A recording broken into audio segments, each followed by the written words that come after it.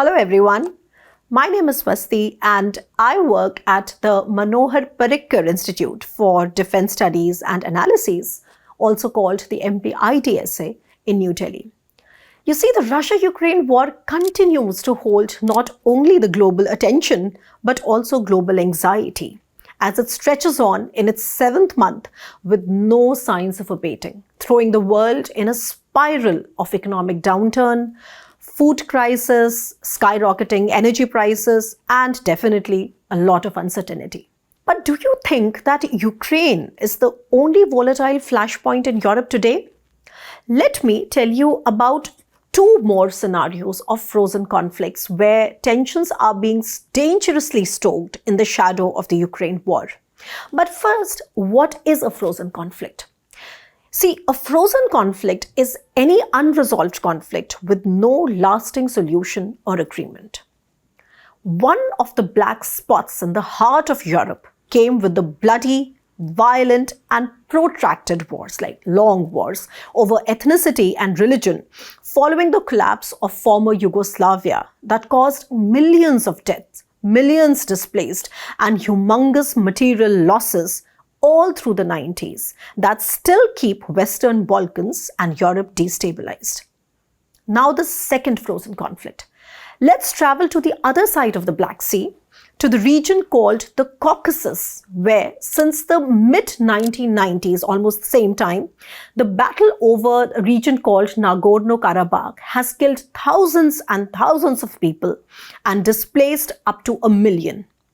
This conflict too has long been written off as one of the world's frozen, unsolvable political stalemates in which no lasting solution is in sight. But how is it connected to what is happening in Ukraine and why do we need to worry? The short answer is great power rivalry.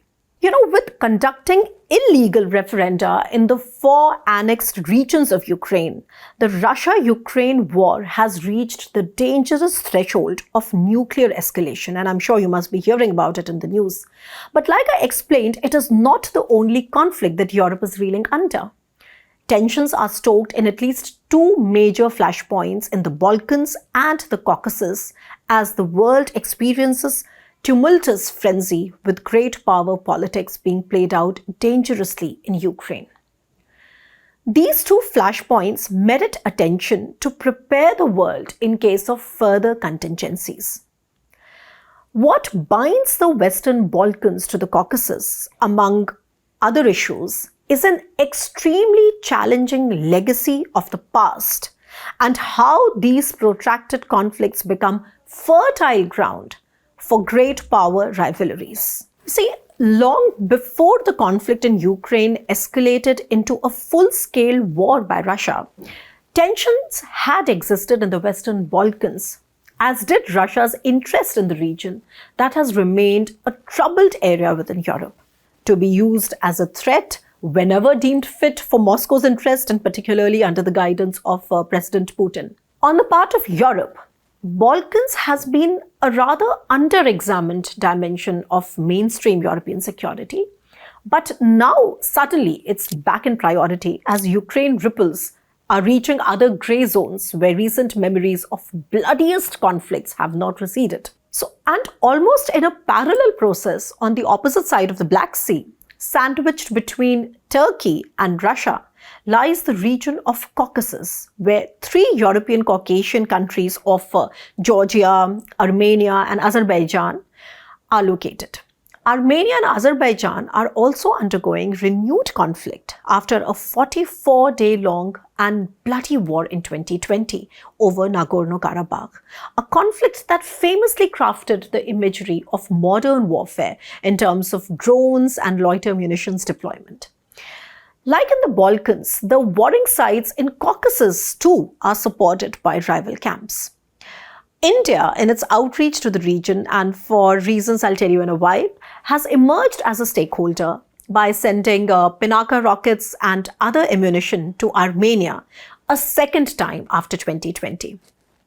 You see, the Balkans is an interesting region because just like Ukraine, it touches upon the sensitive issue of NATO expansion despite strong opposition by Serbia, backed by Russia. You know, Russia-Serbia share the Serb-Slav brotherhood for centuries. So while neighbors to Serbia like Slovakia, Slovenia, Croatia, Montenegro and North Macedonia, all erstwhile Yugoslavia, are already members of NATO, Bosnia-Herzegovina, with its very precarious ethnic balancing, and Kosovo are not. And just like Russia refuses to accept Ukraine as a sovereign state, creating murky spaces for proxy wars between great powers, Serbia refuses to accede legitimacy to Kosovo as an independent state. The situation has been vulnerable to aiding conflict between rival camps. Let's take a look at what has been Russia's destabilizing strategy in these regions, right from the Baltics to the Balkans. As in the Baltics, Russia, along with its ally Serbia, has been at the forefront of destabilizing the Western Balkans as well. I'll tell you how. Until a few years ago, the involvement of the Russian Secret Service in a failed coup in Montenegro was confirmed. Now, this was at a time when Montenegro was concluding the procedure for NATO membership, which was definitely against Russia's interests. Further, close relations that the representative of Republika Srpska in Bosnia-Herzegovina, a gentleman called Milorad Dodik, and how he cultivated close relations with Vladimir Putin, this has also provided more clarity on Russia's motives and interests in this part of Europe. Reinforcing tense relations between Kosovo and Serbia turns out to be a well-thought-out strategy of the Russian Federation to cement its influence in the region. So what is this Balkan conundrum? Why are the Serbs within Kosovo not happy? You see, Serbia has been mired into a rather long-drawn conflict with Kosovo, which is a breakaway province in the south of Serbia that unilaterally declared independence in 2008. This came after violent ethnic cleansing and bloodbath that triggered NATO's intervention in the late 1990s. The root of the problem is that ethnic Serbs living in Kosovo's north do not recognize Pristina's, which is Kosovo's capital, authority to impose rules and regulations of different types. Serbia upholds Kosovo as its own territory, politically and culturally, because the latter, which is Kosovo, is home to a number of medieval Serb Orthodox Christian monasteries. The Serb position is supported by, obviously, Russia, China, and some of the European countries as well. On the other hand, the majority population living in Kosovo are ethnic Albanians, who are majority Muslims. They accuse Serbia of occupation and repression.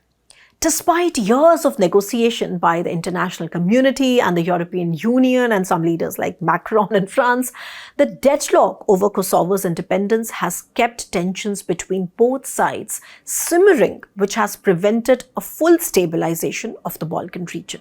Adding fuel to the fire has been the presence of NATO, which maintains peace between these two warring sides with about 5,000 troops on the ground in Kosovo, but is also keen to intervene lest stability is jeopardized. So this recent statement by NATO Secretary General Jens Stoltenberg takes on a deeper hue, considering that Serbia started military exercises near the border with Kosovo just as mediation efforts intensified. And I'm talking about developments as latest as September, which is last month. So even though an interim deal has been reached a few days ago, it has no lasting impact or directives to solve the frequent flares between the arch rivals whatsoever.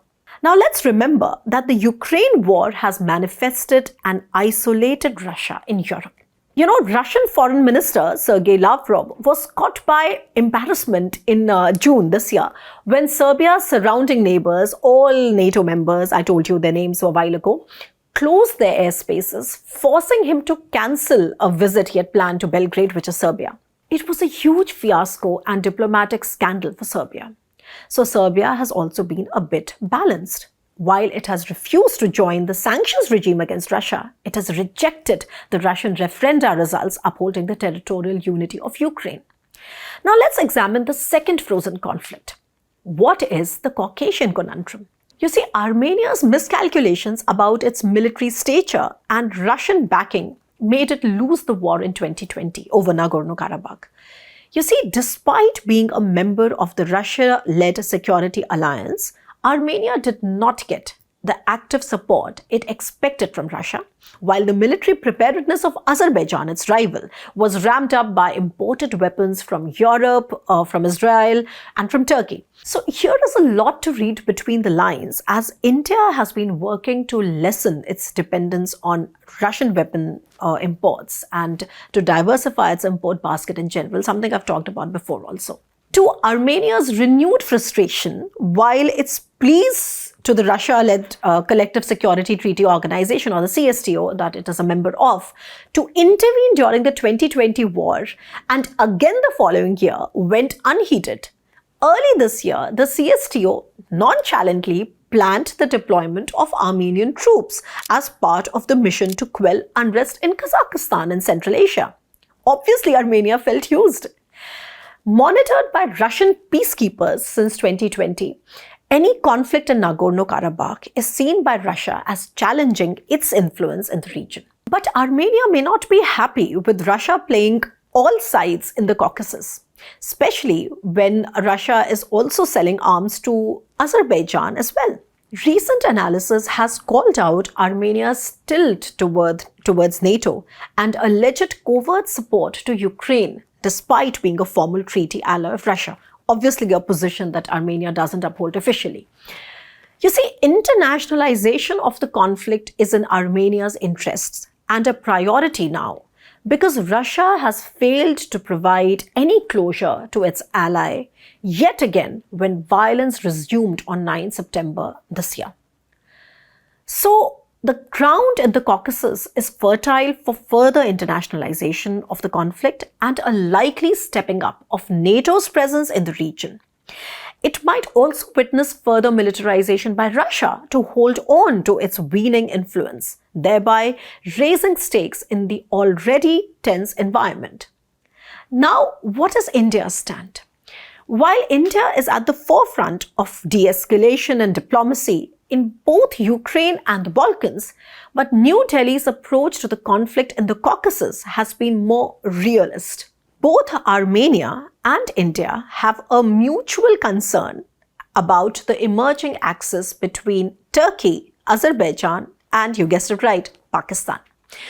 Since 2020, actually. India has recently inked a deal with Armenia to send indigenous Pinaka rocket launchers and other ammunition. But this is not the first time that Armenia has imported ammunition from India. In 2020, when the conflict was happening, India sold 4 Swati weapon locating radars to Armenia worth rupees 350 crore. India then has a legitimate stake in the conflict.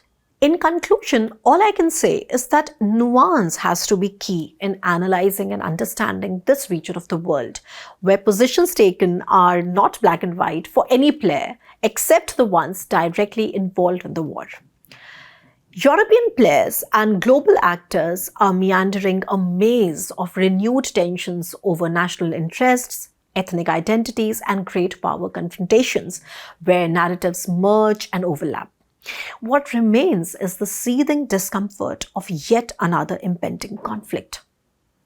The world is indeed undergoing a paradigm shift.